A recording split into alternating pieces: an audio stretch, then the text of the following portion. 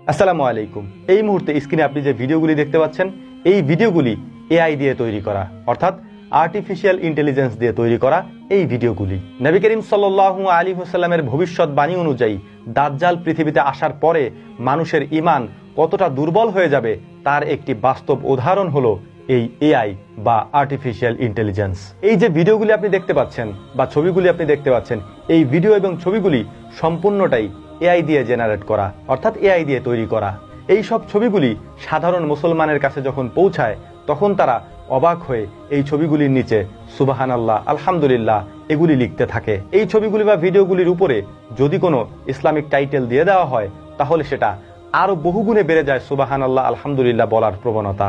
আপনাদেরকে কয়েকটি গুরুত্বপূর্ণ এবং ইন্টারেস্টিং তথ্য দিয়ে রাখছি, আর সেইটা হলো সাম্প্রতিক এআই দাবি করছে তারা মৃত মানুষের সাথে জীবিত মানুষকে কথা বলিয়ে দিবে। অর্থাৎ যদি কোনো পরিবারের মানুষ মারা গিয়ে থাকে তারা ওই পরিবারের মানুষদেরকে তাদের ওই মৃত মানুষের সাথে কথা বলিয়ে দিবে, এবং সেটা ভিডিও কলের মাধ্যমে। আপনি বিষয়টা কল্পনা করতে পারেন, একটা মানুষ পৃথিবী থেকে চলে গিয়েছে, মারা গিয়েছে, তার পৃথিবীতে সমস্ত ইতিহাস শেষ হয়ে গিয়েছে, ওই মানুষটার সাথে তার পরিবারকে কথা বলিয়ে দেওয়া হবে ভিডিও কলের মাধ্যমে। আপনার কাছে বিষয়টা হয়তো অবাক লাগতে পারে, তবে আমাদের কাছে বিষয়টা মোটেও অবাক করার মতো না, কারণ এআই অর্থাৎ আর্টিফিশিয়াল ইন্টেলিজেন্স দিয়ে এই বিষয়গুলি করা একেবারেই সহজ একটা কাজ। কিভাবে সেটা তারা করবে? এই ভিডিও কলের মাধ্যমে মৃত মানুষের সাথে জীবিত মানুষদেরকে কিভাবে কথা বলিয়ে দেওয়া হবে তার ছোট্ট একটা নমুনা আমি আপনাদের সামনে উপস্থাপন করছি। এআই কে যদি আপনি কোনো ছবি দেন, এআই ওই ছবি অনুযায়ী ছোট্ট একটা ভিডিও আপনাকে তৈরি করে দিতে পারে। যদি আপনি তাকে বলেন, ডিসক্রাইব করেন যে ওই ভিডিওতে এই কথাগুলি সে বলবে, তাহলে এআই ওই ব্যক্তির মাধ্যমে ওই কথাগুলিও আপনাকে বলাবে। অর্থাৎ এটা যদি এখনই হতে পারে তাহলে 1-2 বছর পরে এআই দ্বারা মৃত মানুষের ছবি দিয়ে ভিডিও কল করে আপনাকে সেটা দেখানো হতে পারে। এটা অবাক করার মতো কোনো বিষয় হবে না তখন। তবে এখানে সবথেকে গুরুত্বপূর্ণ একটা বিষয় আমি আপনাদেরকে জানিয়ে রাখি, নবী করিম সাল্লাল্লাহু আলাইহি ওয়াসাল্লাম আজ থেকে 1430 বছর আগে একথা বলে গিয়েছেন, দাজ্জাল পৃথিবীতে আসার পর খুব সহজেই দাজ্জাল মানুষের ঈমান ছিনিয়ে নেবে। সেটা কিভাবে?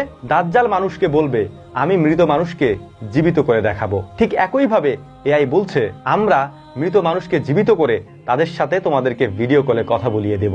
এখন দাজ্জাল আপনি মনে করতে পারেন যে একজন ব্যক্তি আপনার সামনে এসে কথাগুলি বলবে, বিষয়টা এরকমটা নাও হতে পারে। দাজ্জাল একটা ফিতনার নাম। এই ফিতনাটা হয়তো এই এআইয়ের মাধ্যমেও হতে পারে। যেমনটা এআইয়ের মাধ্যমে বিভিন্ন ভিডিও, বিভিন্ন ছবি আমাদের সামনে ভিডিও আকারে প্রকাশ করা হচ্ছে, আমরা যেমনটা তাদেরকে দেখতে চাচ্ছি তারা ঠিক তেমনটাই বানিয়ে দিচ্ছে। এই বিষয়গুলি মোটেও কম গুরুত্বের বিষয় না। শেষ জামানায় মানুষের সামনে দাজ্জাল এসে যদি বলে যে আমি তোমার পরিবারের কাউকে জীবিত করে তোমার সামনে নিয়ে আসব, তখন আপনি হয়তো অবাক হবেন, এটা কিভাবে সম্ভব। যেমনটা আপনি এখন অবাক হচ্ছেন, এআই যদি আপনাকে বলে যে তোমার পরিবারের মৃত ব্যক্তিকে তোমার সাথে আমরা ভিডিও কলে কথা বলিয়ে দেব, তাহলে যেমন আপনি অবাক হবেন, হয়তো তখনও আপনি অবাক হবেন, কিন্তু এটা বাস্তব, এটা সত্য। নবী করিম সাল্লাল্লাহু আলাইহি ওয়াসাল্লাম তাদের ব্যাপারে যেমন ভবিষ্যৎবাণী করে গিয়েছেন, যেমনটা এআইয়ের মাধ্যমে বর্তমানে ঘটছে, এটার মাধ্যমে বিশ্লেষকরা মনে করছেন, ইসলামী স্কলাররা মনে করছেন, এআই একটা ফিতনার নাম, যেই ফিতনা দিয়ে মানুষের ঈমান খুব সহজেই গ্রাস করে নেওয়া যায়। এখন অনেকেই বলবেন, এটা তো একটা টেকনোলজি, তাহলে আমাদের করণীয় কি?